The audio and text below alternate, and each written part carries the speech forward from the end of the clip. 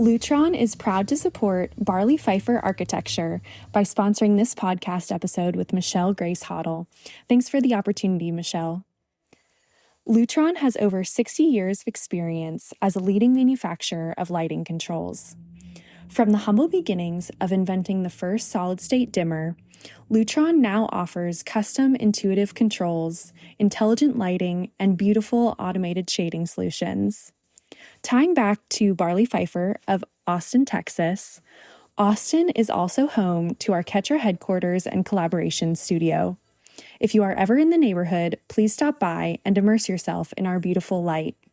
You can make an appointment at experience.lutron.com. Happy listening. This is the I've Never Met a Woman Architect Before podcast with Michelle Grace Hoddle, and my guest today is Peter Pfeiffer. Hello, Michelle. Peter Pfeiffer is a renowned architect, building scientist, sustainability pioneer with Barley Pfeiffer Architecture. He has led the firm to national recognition for its innovative, climate-responsive, and has been instrumental in shaping industry standards through his leadership roles in government. Professor, I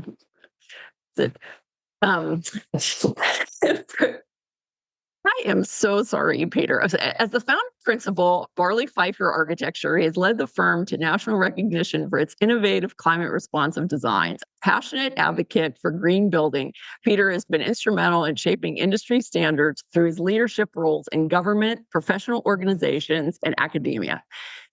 His commitment to making sustainable design accessible to a wider audience has earned him widespread acclaim. With a comprehensive understanding of the built environment, Peter has been published in the Washington Post, New York Times, Fine Homebuilding, and featured on the Discovery Channel and National Public Radio.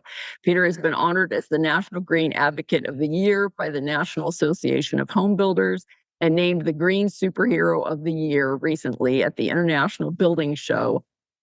Welcome, Peter. You know, one of the things I want to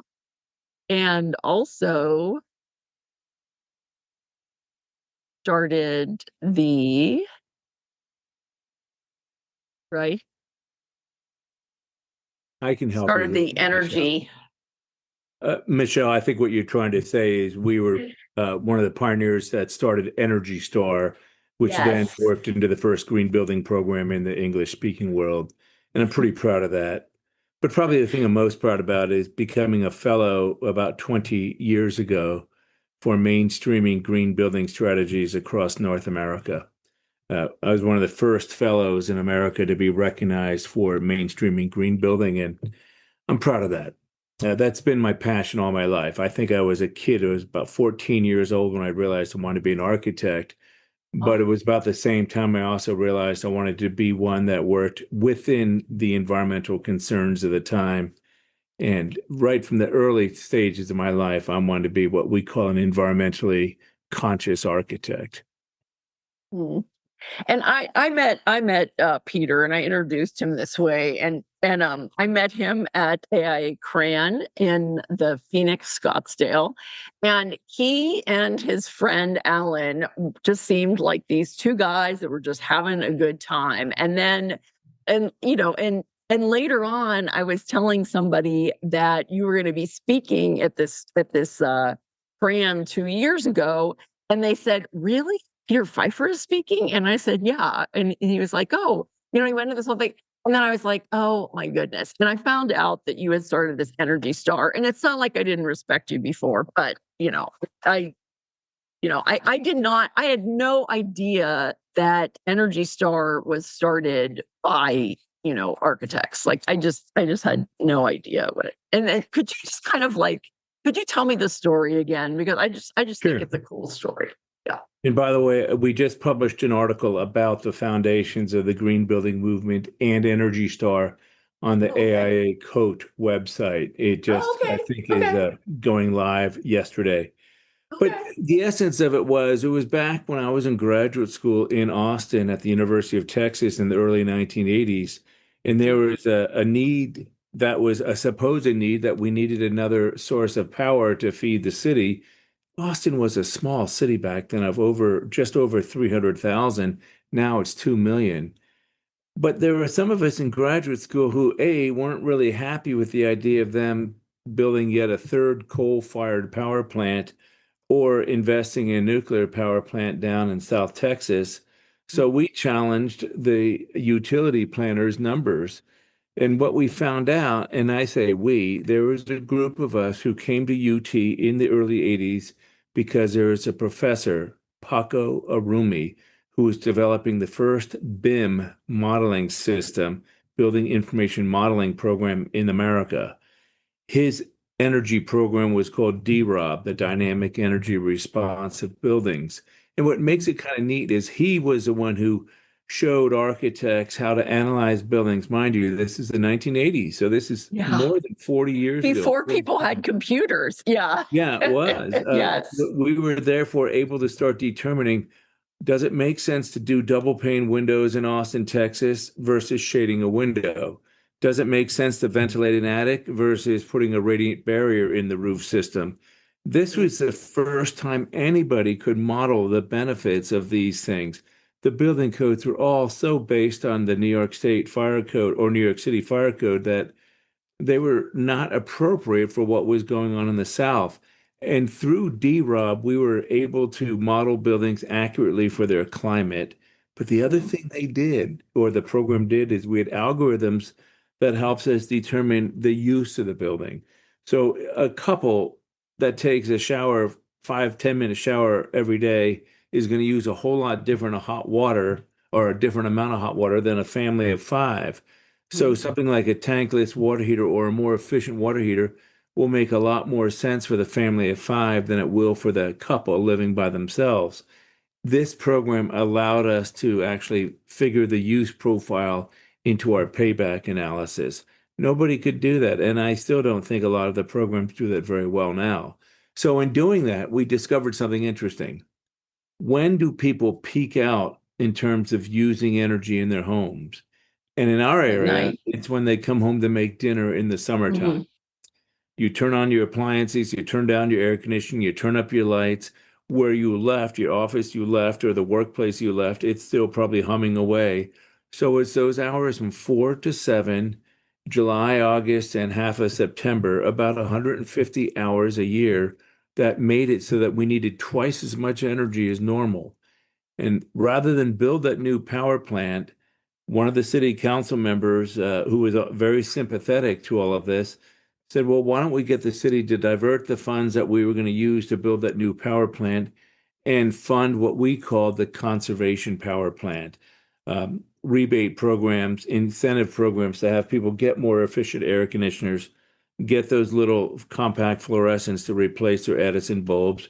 And then we went to a local stationery store and got these little blue stars and went to the 3 appliance showrooms in town and put the blue stars on the most efficient refrigerators and dishwashers and things.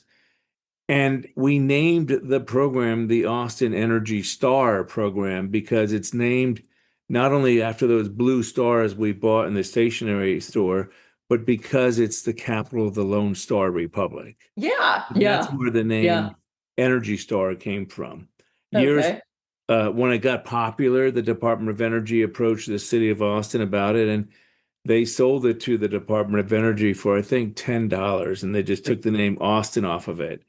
But the idea, it was the most successful municipal energy conservation program in the country, and they wanted to build on that, and that became the foundation.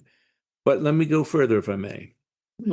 The foundation of the program was, if you really think about it, was managing the demand for electricity, or demand side management is a term. And with that, we took that to apply to our needs for water, because there was a 4th water treatment plant that was already in the works or being planned. And a lot of people didn't like the environmental destruction associated with it out on Lake Travis and building a pipeline down to Austin.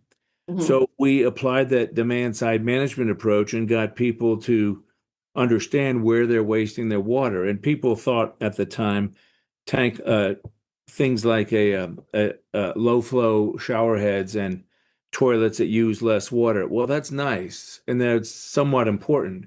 but where people waste a heck of a lot more water is on their landscaping. So we really Oh, yeah. promoted xeriscaping. And we even sent Mm. consultants out to people's addresses to help them adjust their sprinkler heads so they're not watering the sidewalk or the house, and turn down the amount of watering minutes per zone. So Mhm. in my house, I've got it down to 12 minutes per zone once a week. People were watering their lawns every other day, every day. They were way over watering. So just because of these programs alone, we were able to make Austin the most water efficient, Mhm. significant city in America in terms of the amount of gallons used per capita. We, and even though we had a higher utility bills, and this is important, a higher utility rate and higher water rates, Austin still had the lowest cost per capita of utilities in the state of Texas, because we're able to lower our consumers' needs for water and electricity so much that even Mhm. though we had slightly higher rates, it was still the least expensive city to live in Texas from a utilities consumption point of view was Austin. So it's a pretty neat program, and it's important to think about, and this is what's going to be in the article. Mhm. I was very involved with this program. I became a volunteer on this commission that was set up by the city to promote this idea of the conservation power plant. And then we got into the water conservation thing. But then the third thing that hit us was dealing with landfills and the waste stream going to the landfill. And we found out that almost half of it came from the construction industry.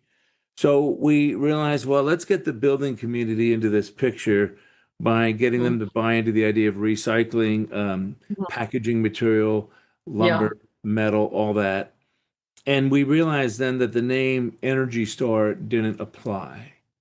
So we thought about it, brainstormed in a small group of us, and said, well, this term green is becoming popular.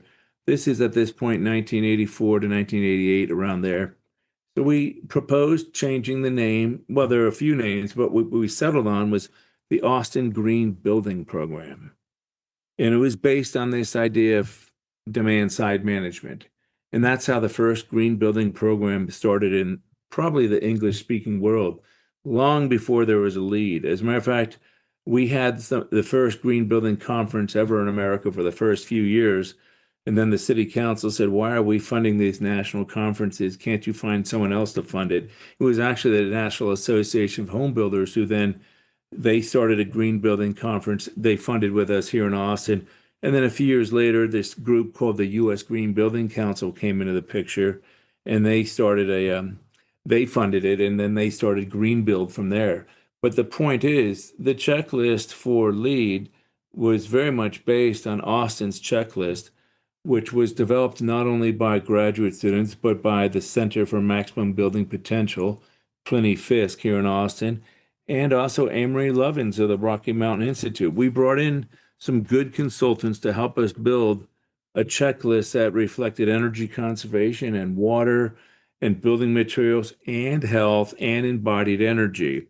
And that's how that all started, long before LEED, long before the U.S. Green Building Council, all based on the concept of demand side management, which, if we have time to talk about later, I'd like to go into that, because I think the green building movement has shifted Yeah. I gears. mean, and I mean, those are concepts that they've pretty much made into, I mean, those are all concepts that like California uses for theirs, for all of our thing.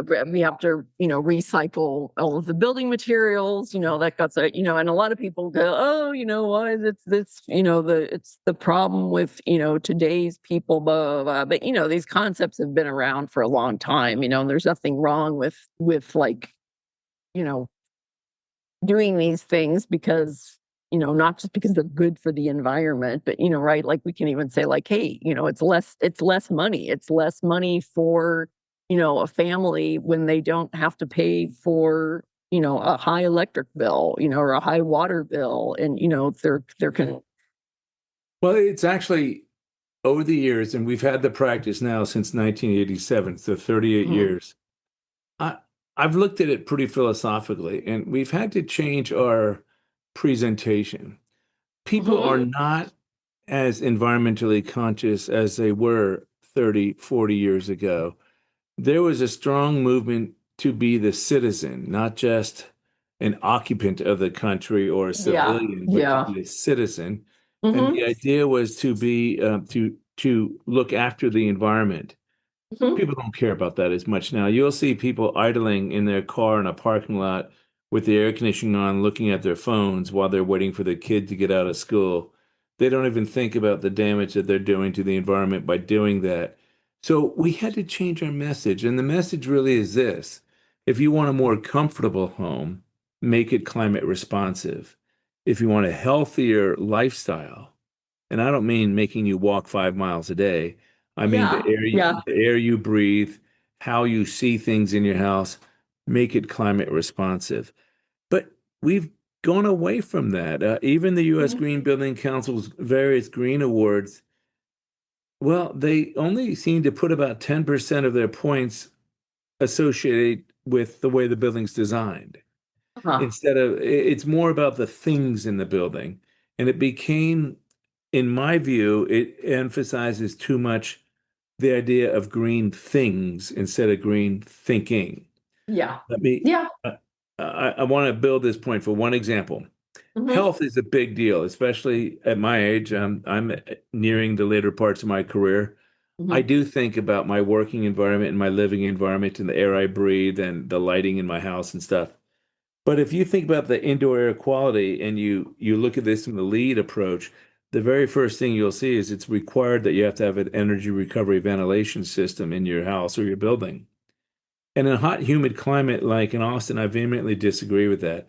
Rather than diluting the air to make it better in your house, I would rather you manage the sources of pollution. And that's what we believe in. And don't necessarily bring in a lot of outside air, because with it will come molds and pollens and humidity that you then have to filter out or dehumidify. So you've got another machine that the homeowner won't maintain, and that won't last but 5 to 7 years because of the way they build cooling coils now.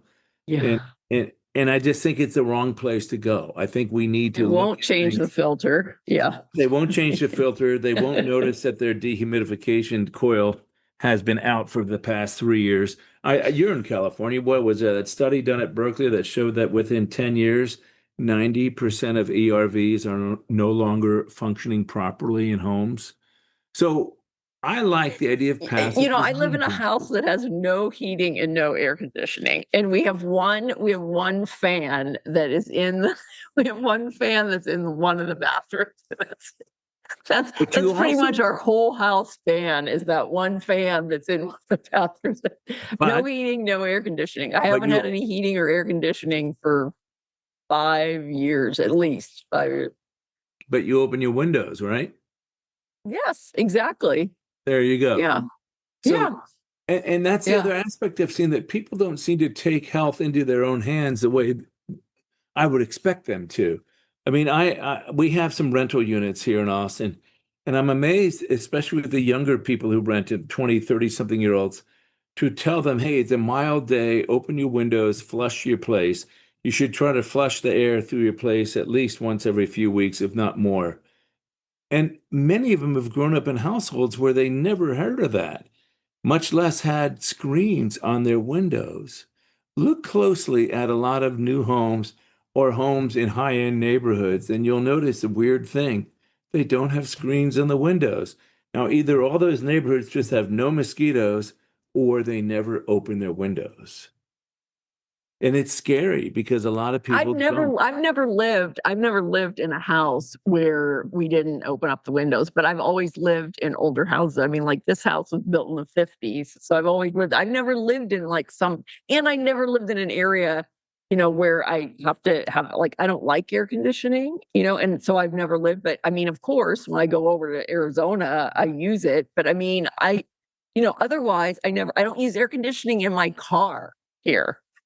Which probably isn't the best for being on the freeway, but I just don't do it. I don't like conditioned air. It's like that's the only time I'll do it, when I'm driving across the desert. I'll have the air conditioning on. If you're staying in a hotel or whatever, I can't stand being in a hotel and you can't open up the windows. Right? It's all just. Well, let's move on to some of the subjects you wanted to ask me about. All right. So, what are your first recollections of experiencing architecture? Well, I think I mentioned that I was 14. I grew up in the New York City area. I live in Okay. Austin, and people down here, I tell them that I grew up northeast of Dallas because they always want to make everything Texas centric. But anyway, growing up outside of New York City, I think I was first impressed by driving across a Washington Bridge in my parents' station wagon as a younger kid, just being amazed at the New York skyline. I love the Empire State Building, and when we had a family outing to go into New York one Sunday and go up to the Empire State Building, I thought that was one of the coolest things. And then when I was in junior high and high school, they were building the World Trade Towers. Each floor of the World Trade Tower was 1 acre. So there were 220 acres going up 110 stories into the sky. I found that fascinating and just absolutely amazing watching those buildings transform that seedy area of Lower Manhattan into what it became, but also the height. We grew up 18 miles away from the buildings, and you could see them pretty clearly on a clear night Wow. from our home on the second floor in the wintertime when the leaves didn't have when the trees didn't have their leaves on it. Yeah. So that all impressed me. I think my aunt hired an architect to design her house at the seashore. I had not known anybody who ever hired an architect to design a house, and I followed her progress in designing that house and building that house very closely. I was very close to this aunt, and I think she had a lot to do with encouraging me to be an architect, as my mother did too. I loved physics and I loved art. And I think in architecture, you've got to be an inspired generalist. You've got to know a bunch of stuff about physics and science and how that comes to bear on your designs. And then you have to have a sensitivity for good design and proportion and color and things like that. So that's why I ended up becoming an architect. I think a lot of us would say a similar thing, though. They liked art and they liked science and they knew it at a pretty early age. Yeah, I didn't really I like physics. I don't like the math that goes with physics. No, But I didn't say the you math, know, but I the mean, physics.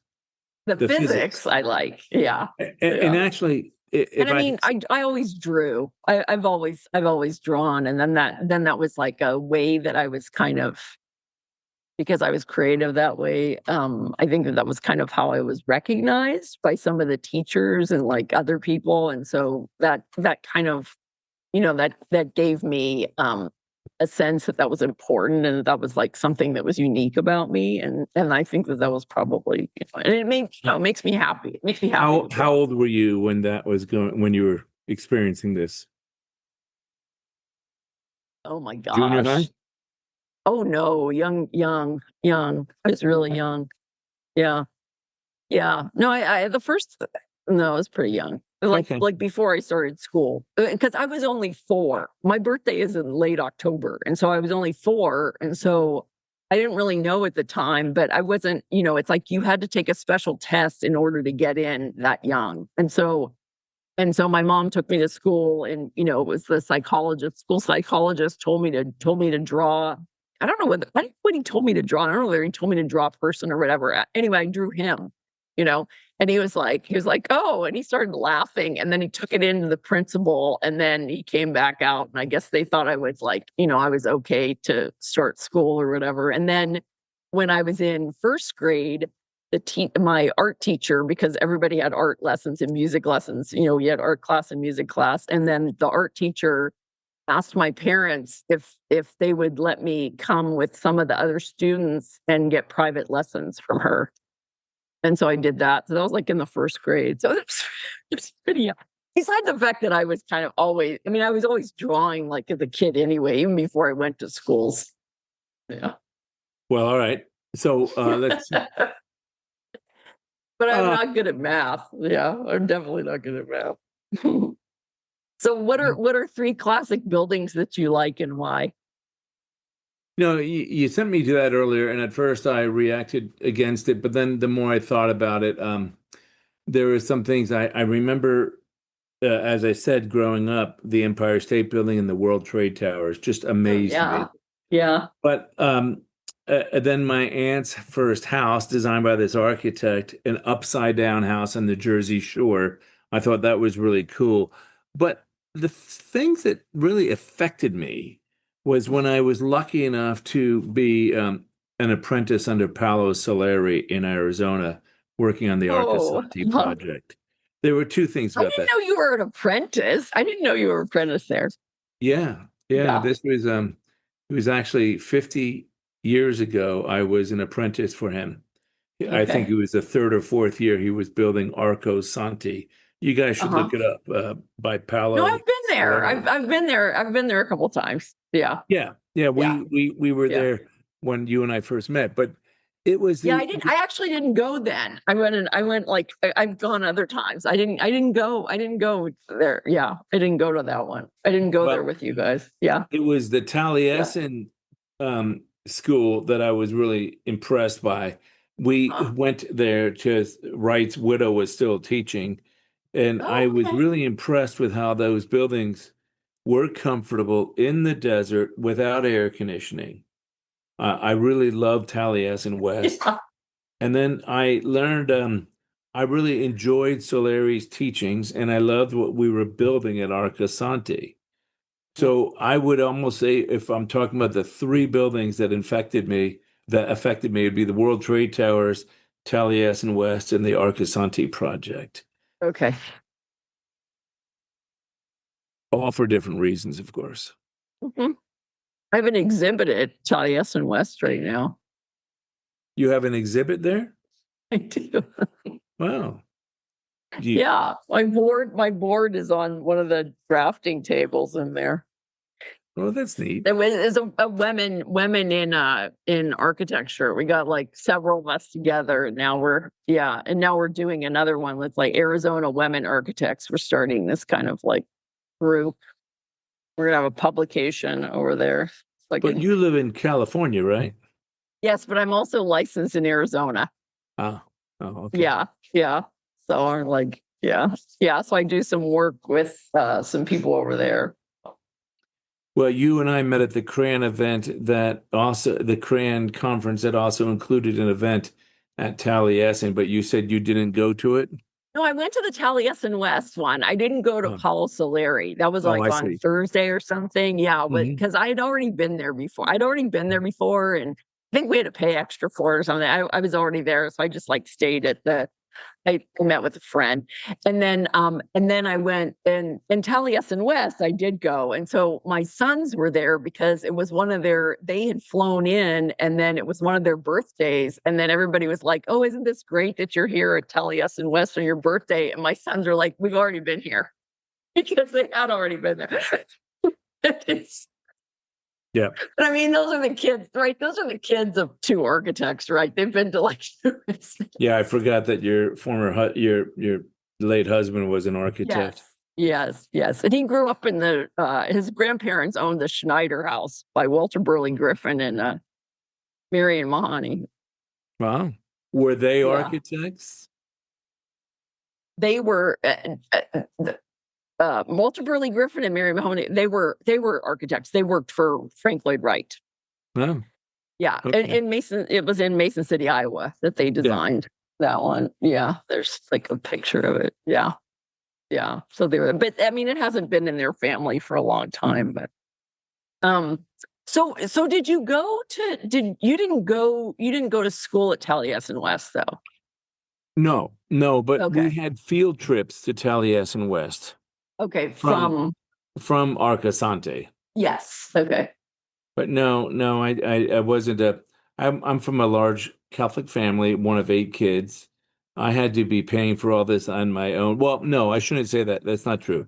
My father thought it was pretty interesting that I was going to go out and work for somebody in Arizona, and he had to pay a $400 tuition for me to do that, which he did give me, and we did do, but everything else I had to earn on my own. And so, no, I was not a Taliesin apprentice.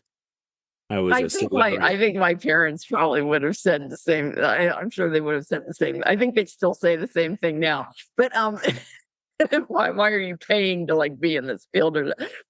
Even though my stepdad was a design engineer, and my real dad actually worked for an architect at one point as one of his careers. So what did your parents do? My mother was a school teacher. Imagine this, Uh-huh. with 7 kids at home. I had a younger brother who died early, but seven Oh, I'm kids at home. sorry. I'm sorry. She was a school teacher for like 28 years, and my dad had he was a scientific equipment salesperson who then started his own accounting practice when he was in his 40s, and had not one but 2 kids in Ivy League colleges, and went off to start his own company, and therefore was an accountant. So I remember my father as being an accountant from the time I was in junior high for the rest of his life. Huh. So my mother, interesting enough, was valedictorian from her class at Cornell, and she Uh-huh. was a language major. She spoke 5 different languages. And my God, if you didn't speak English well at the dinner table, you got hell from mom. So imagine, mom was very much into English and writing, and dad was a mathematician, an accountant. He was a math major in college. Great preparation for the SATs. We did well. All of us did well with the SATs. Matter of fact, one of my They had 7 kids, and your mom was a teacher. yeah, I know you talk about people talk about wanting to have this work-life balance. That phrase never existed back then. Life was a struggle, as my graduate advisor used to kids do say. you Life is a have? struggle. How many kids do you have? 4. Well, between Patty and I, we have 6. But I love it. Mm. I love having a large family. I love still running this firm. We've got anywhere between 12 and 14 people here. We run it very much like a family. Half of them, by the way, are women. I heard you mention that you were involved with the women in architecture thing. Yes. We've Yeah. always felt like it's important to have a good balance. And that Alan guy you met me with is my partner, Alan Barley. He and I met when I was a teaching assistant, putting myself through graduate school in 1982. So we've been together working on projects together in one form or another for 43 years. Pretty interesting. I have pictures of I think I sent you that picture of You you and did. Alan in You did. the Frank Lloyd Wright chairs. They were allowed to be on them, by the way. They were Yes. allowed to sit in them. Yes, they were allowed to sit in them. They weren't breaking any rules. But I yeah. asked And beforehand. I'll put it in the blog. I'll put it in the blog. But yeah. Okay. Yeah. Put a photo of you guys. One of your questions here, I'm jumping ahead a Oh, little bit. yeah. No. I mean, Well, what let do me you ask. like about being an architect? That one intrigued me, Uh-huh. and I thought about it quite a bit. And I think the answer is, as I've been counseling young interns here for many, many years, and of course my own children, what I like about being an architect, particularly one that is trying to promote what I think is so important and so needed, which is climate responsiveness by design, is that Mhm. you can earn a decent living, be excited about what you do, and be doing good for society. Mhm. Those 3 things. Not everybody can say they love what they're doing because they know what they're doing is good for society. And I can. And I'm very Mhm. proud of that. You've heard me relentlessly speak about how I'm trying to get our colleagues to get more serious about climate responsiveness in their design.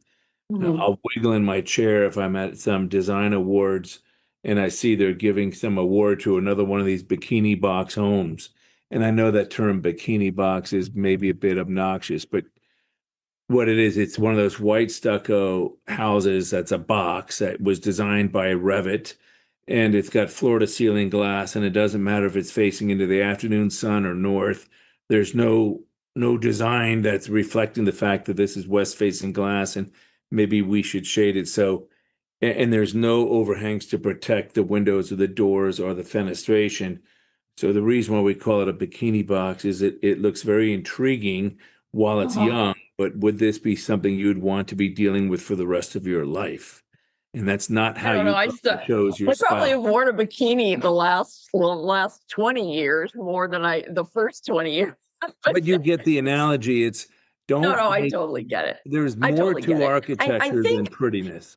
nothing drives me. I don't know. I mean, if you're living like a tract house community, right? You're stuck by orienting your house whatever way that is, right? Right. It's like you're stuck. And if you're in a tract house, right, where they've got all the same they've got all the same floor plan or whatever. And then, whether you're on this side of the street or that side of the street, right? Everybody's, so it really doesn't make any, maybe somehow they've made it work, but most of the time they really haven't made it work with as far as solar orientation.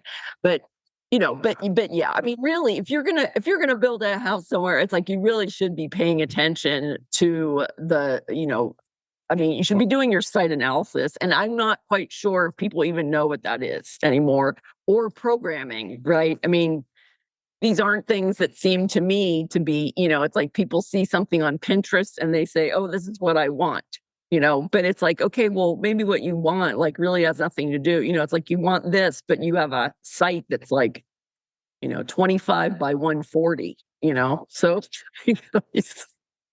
we just had a client come to us referring to your Pinterest thing.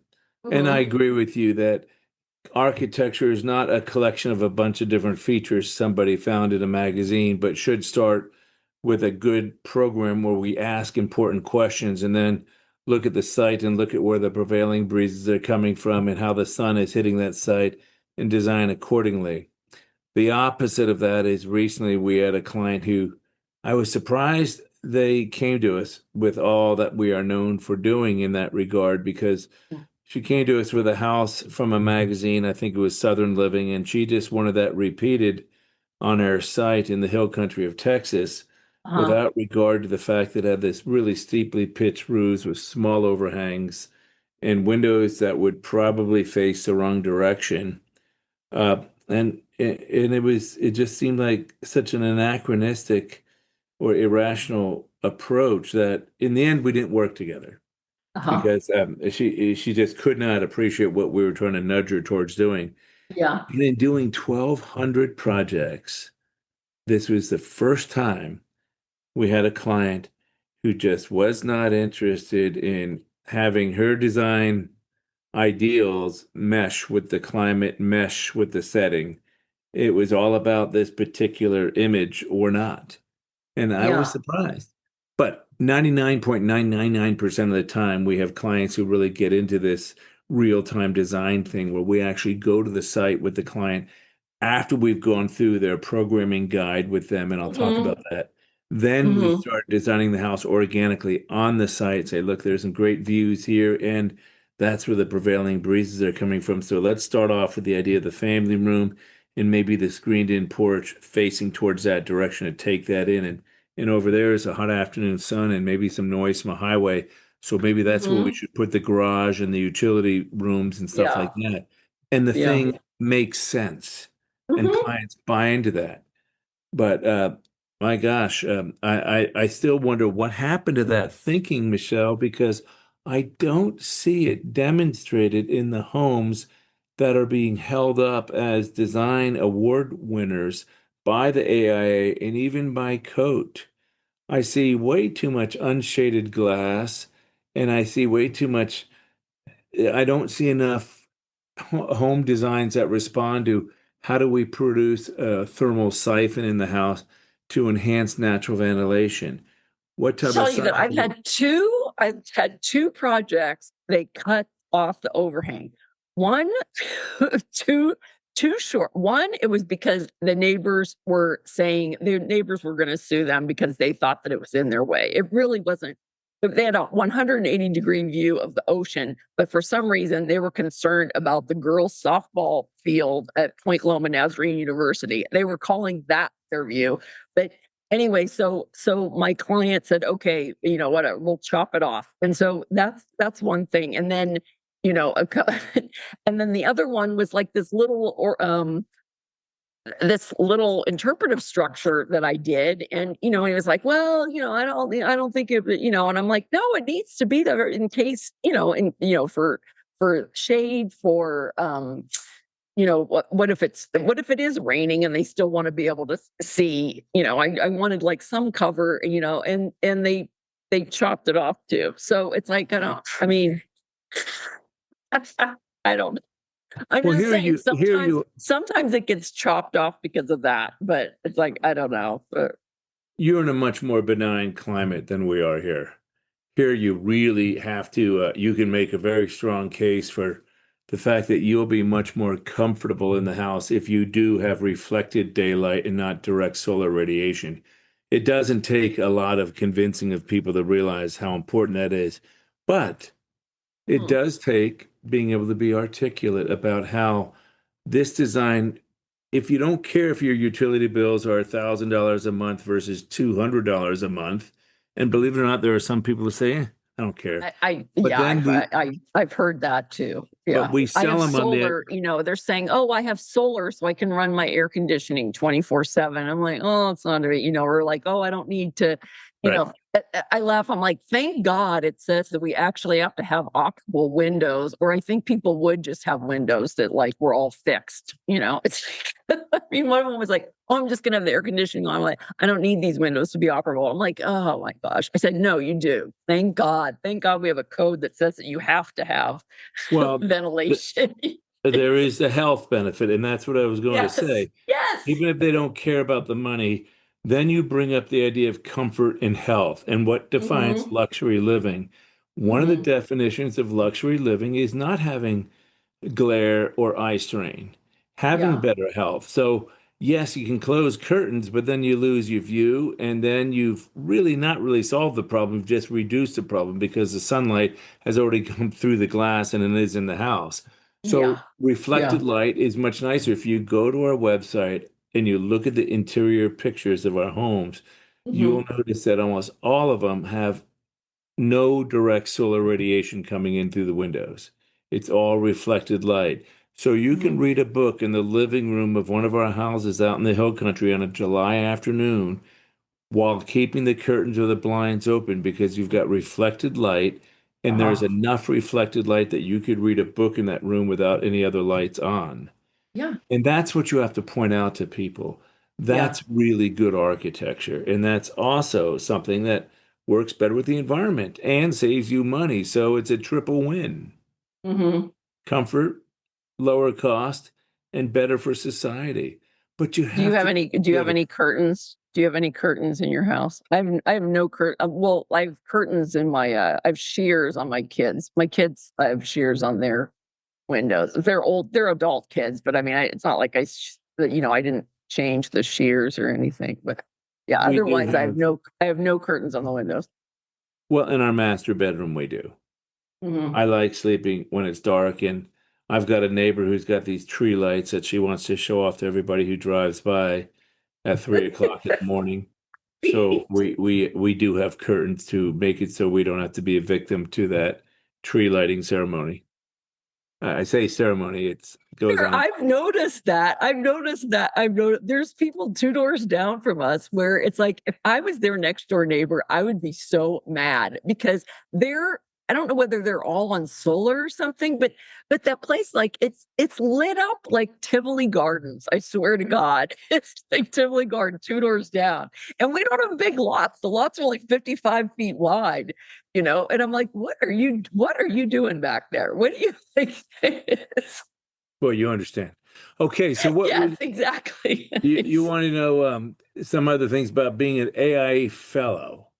Oh, yes. Yes. I wanted to know, why did you go for fellowship and what was your topic?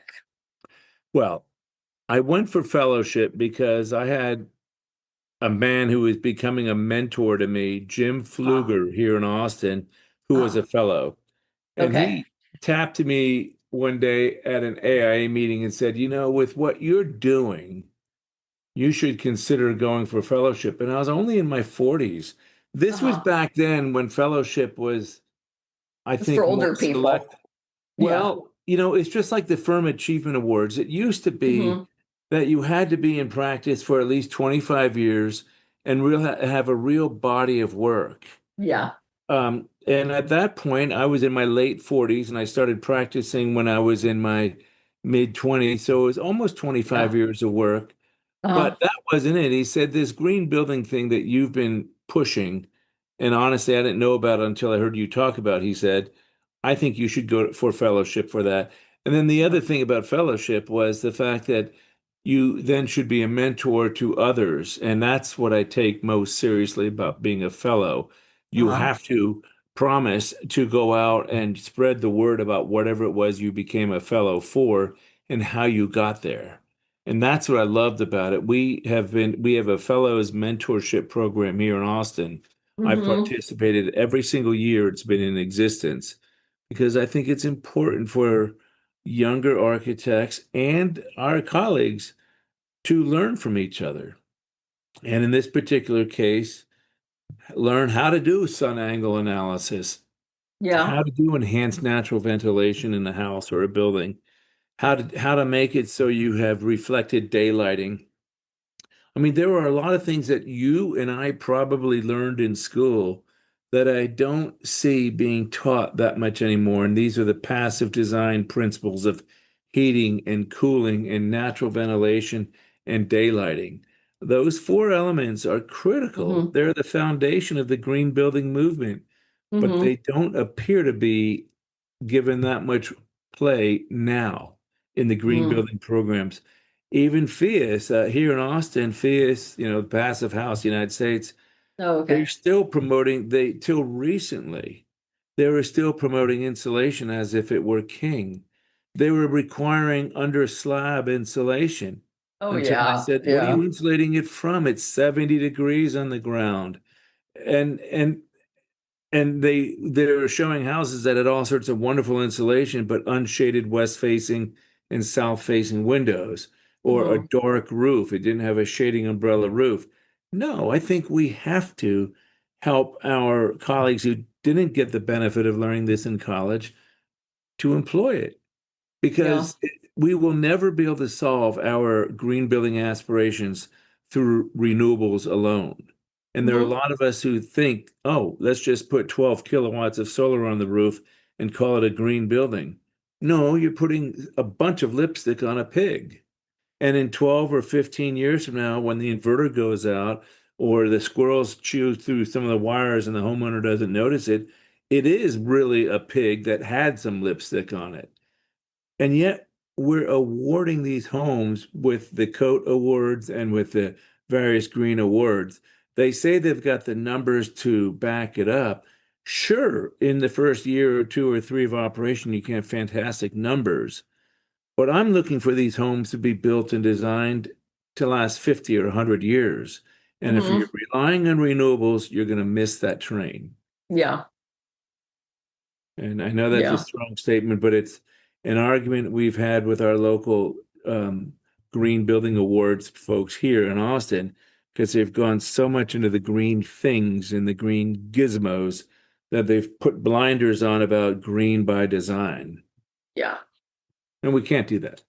Mm-hmm. It's not fun.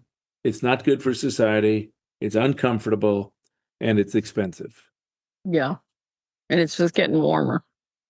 Oh God. When I came to graduate school in the fall of 81, we probably used the window air conditioner in the house 20 nights a year. 20. Uh-huh.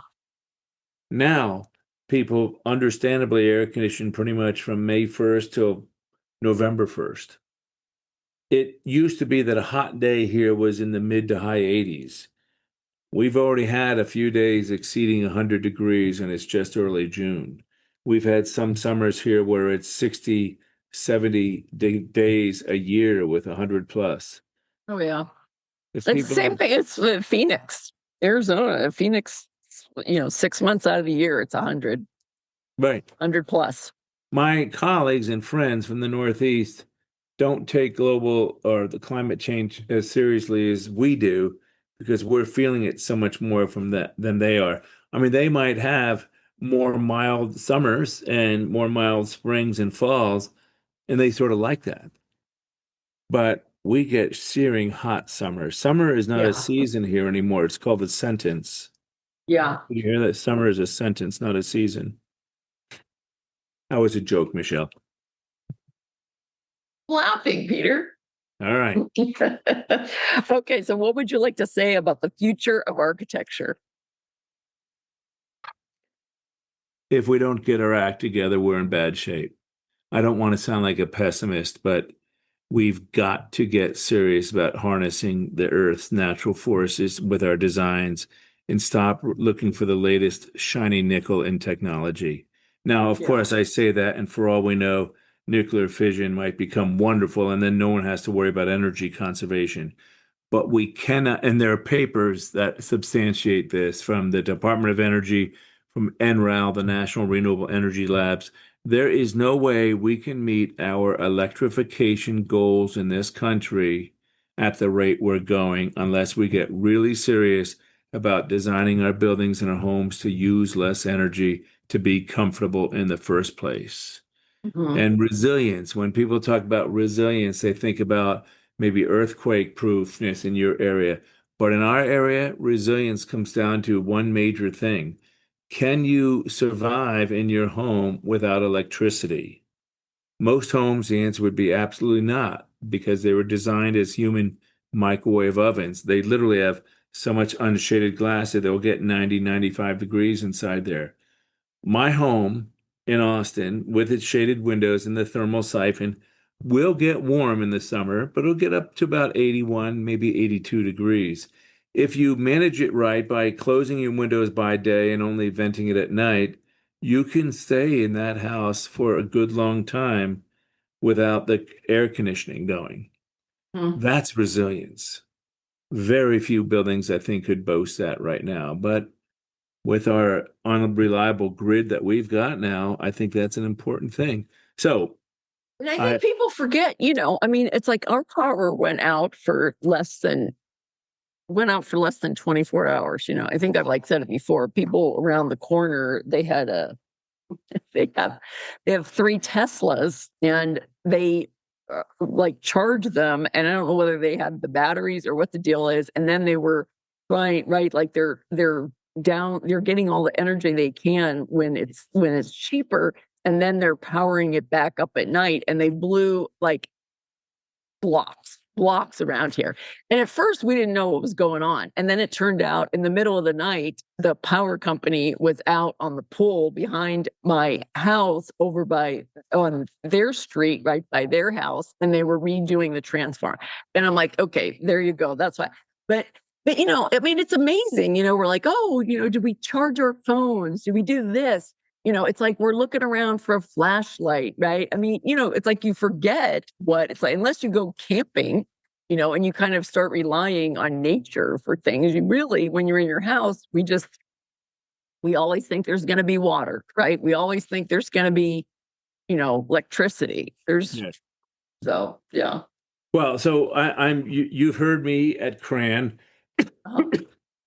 I'm going to keep carrying this mantle, this torch of climate responsive design. I came up with that term about 5 years ago out of frustration with what green building had become, or what sustainability had become. Yes. Every climate responsive building is also sustainable, but not every sustainable building is climate responsive. Even the Architecture 2030 program has leaned so much into renewables that I think they've swayed away from the original philosophies of Ed Mazaria and the Passive Solar Design Handbook. We can't keep doing that. We have to get into doing our designs to respond better to the climate. And people don't really know what green building means. You'll say in an elevator, well, I'm really into green building, and they'll nod and they'll shake their heads, but then you'll realize they didn't know what you're talking about. Or you might use the term sustainability. Who really knows what that term talks about other than us architects? So I wanted to come up with a term that says it all, that our designs are climate responsive, or if you're in a different crowd, you can actually say what they are. They're climate change responsive. They're really responding to our changing climate. And that's the challenge I want to end this podcast with, is to our architect colleagues, take the climate seriously when you're making your design decisions. Thank you very much, Peter. Lutron is proud to support Barley Pfeiffer Architecture by sponsoring this podcast episode with Michelle Grace Hoddle. Thanks for the opportunity, Michelle. Lutron has over 60 years of experience as a leading manufacturer of lighting controls. From the humble beginnings of inventing the first solid-state dimmer, Lutron now offers custom intuitive controls, intelligent lighting, and beautiful automated shading solutions.